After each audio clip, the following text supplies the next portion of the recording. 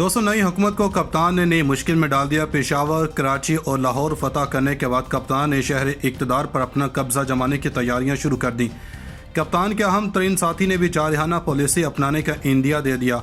मुल्क में सियासी बहरान पैदा करने वालों को इबरतनाक सजा देने का फैसला कप्तान ने कर लिया। मुल्क में जारी खज़ां के मौसम को बहार में बदलने की तैयारी शुरू। ईद के बाद हवाओं का रुख मुकम्मल तौर पर मुड़ जाएगा। नई हुकूमत मुश्किल से 2 माह भी निकाले।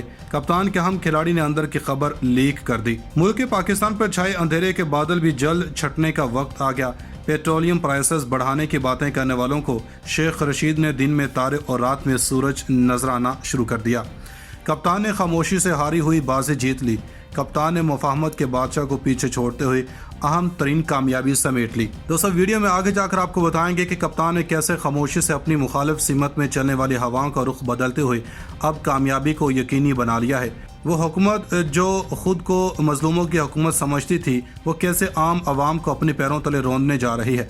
जबकि इसके अलावा आपको बताएंगे कि कप्तान के करीबी और अहम तरीन खिलाड़ी फवाद चौधरी ने अंदर की खबर लीक करते हुए इमरान खान की अगली प्लानिंग के बारे में बताकर शहबाज हुकूमत के रोंगटे खड़े कर दिए हैं। दोस्तों, मार्च के आगाज़ से पाकिस्तानी सियासत पर छाए गैर यकीनी के बादल छटने लगे। एक तरफ शहबाज शरीफ वज़ीर-ए-आज़म बन गए हैं, तो दूसरी तरफ कप्तान ने भी खामोश रहने के बजाय मुफाहमत के बजाय मुज़ाहमत का रास्ता चुन लिया है। लेकिन कप्तान की मुज़ाहमत से पहले लग ऐसा रहा है कि ये मखलूत और नई कायमशुदा हुकूमत के वज़रा अपने बयानात से अपने पाँव पर कुल्हाड़ी मार रहे हैं।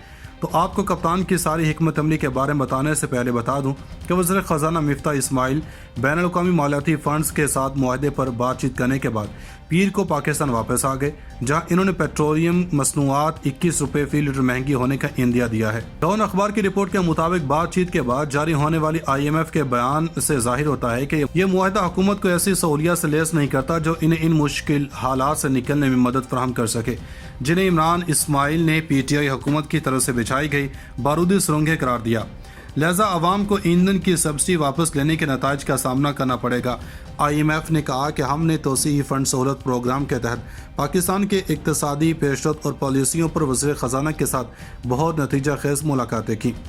इन्होंने कहा कि हमने इत्तेफाक किया कि गैर फंड शुदा सब्सिडीज़ को रिवर्स करने के लिए फौरी कार्रवाई की ज़रूरत है, जिसने 7वें जायजे के लिए बातचीत को सुस्त रवि का शिकार कर दिया।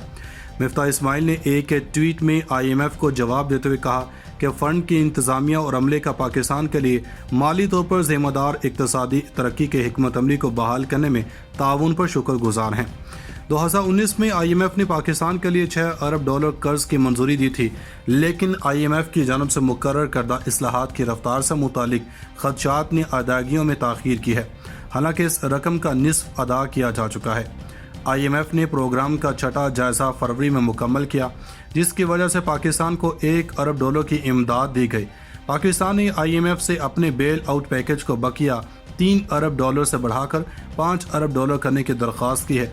IMF ने कहा है कि पाकिस्तान ने मौजूदा चैलेंजों से निमटने और प्रोग्राम के अहदाफ को हासिल करने के अपने अज़ाइम के तौर पर जून 2023 तक कर्ज के इंतजामात में तोसी की दरख्वास्त की है। बयान में मज़ीद कहा गया है कि IMF 7वें EFF जायजे को मुकम्मल करने के लिए पॉलिसियों पर बातचीत दोबारा शुरू करने के लिए मई में एक फील्ड मिशन पाकिस्तान भेजेगा।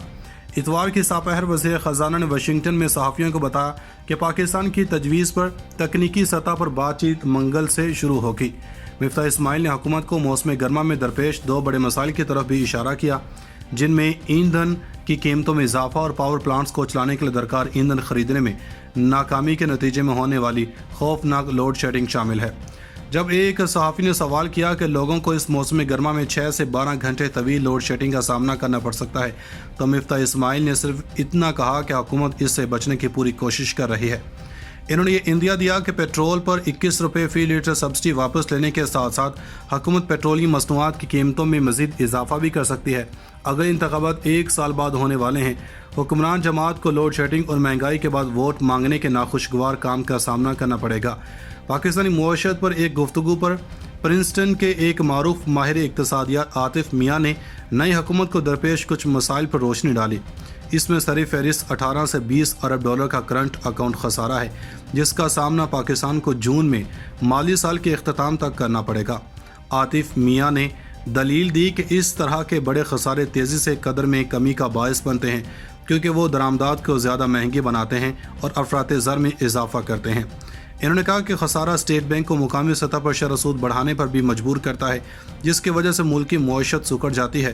عاطف میاں نے نوٹ کیا کہ مسلم لیگ نون کی سابقہ حکومت کو بھی اپنے اقتدار کے آخری سال میں ایسی ہی صورتحال کا سامنا کرنا پڑا تھا، تاہم انہوں نے نشاندہی کی کہ پاکستانی معیشت اشرافیہ کے زیر قبضہ ہے، جہاں درآمدات کی مقدار برآمدات سے دگنی ہے۔ جبکہ یہاں پر آپ کے لیے جان لینا ضروری ہے کہ chairman P T I Imran Khan نے لانگ مارچ کی تیاریوں کے لیے لاہور، پشاور اور ملتان کے دورے کرنے کا اعلان کر دیا۔ اپنے دورہ میں وہ پارٹی کارکنوں اور سیاسی سماجی شخصیات کو لانگ مارچ کے لیے متحرک کریں گے۔ الیکشن کمیشن کے خلاف ملک گیر احتجاج بھی کیا جائے گا اور کہا کہ میں چند ہفتے میں کال دوں گا۔ گزشتہ روز عمران خان کی زیر صدارت پی ٹی آئی کی مرکزی قیادت کا اجلاس منعقد ہوا، جس میں ملک کی سیاسی صورتحال اور آئندہ کی حکمت عملی پر غور کیا گیا۔ پاکستان سمیت دنیا بھر میں کارکنوں کو یوم تاسیس کی مبارکباد پیش کی گئی۔ اجلاس میں ممنوعہ فنڈنگ کیس پر اسلام آباد ہائی کورٹ کے فیصلے پر اطمینان کا اظہار کیا گیا۔ اجلاس میں عمران خان نے لانگ مارچ کی تیاریوں کے لیے لاہور، پشاور اور ملتان کے دورے کرنے کا اعلان بھی کیا، جہاں وہ پی ٹی آئی کارکنوں اور سیاسی سماجی شخصیات سے ملاقاتیں کریں گے۔ 18 سے 20 ارب ڈالر کا کرنٹ اکاؤنٹ خسارہ ہے، جس کا سامنا پاکستان کو جون میں مالی سال کے اختتام تک کرنا پڑے گا۔ عاطف میاں نے دلیل دی کہ اس طرح کے بڑے خسارے تیزی سے قدر میں کمی کا باعث بنتے ہیں، کیونکہ وہ درآمدات کو زیادہ مہنگی بناتے ہیں اور افراط زر میں اضافہ کرتے ہیں۔ انہوں نے کہا کہ خسارہ اسٹیٹ بینک کو مقامی سطح پر شرح سود بڑھانے پر بھی مجبور کرتا ہے، جس کی وجہ سے ملک کی معیشت سکڑ جاتی ہے۔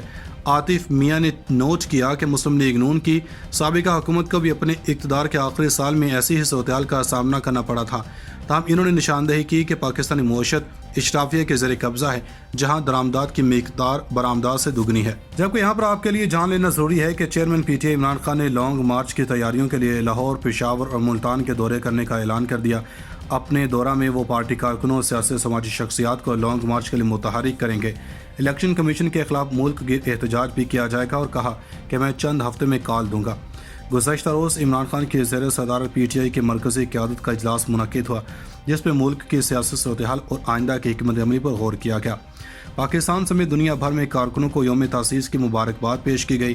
اجلاس میں ممنوعہ فنڈنگ کیس پر اسلام آباد ہائی کورٹ کے فیصلے پر اطمینان کا اظہار کیا گیا۔ اجلاس میں عمران خان نے لانگ مارچ کی تیاریوں کے لیے لاہور، پشاور اور ملتان کے دورے کرنے کا اعلان بھی کیا، جہاں وہ پی ٹی آئی کارکنوں اور سیاسی سماجی شخصیات سے ملاقاتیں کریں گے۔ ناظرین، مزید ایسی ویڈیوز دیکھنے کے لیے ہمارا یوٹیوب چینل سبسکرائب کر لیں۔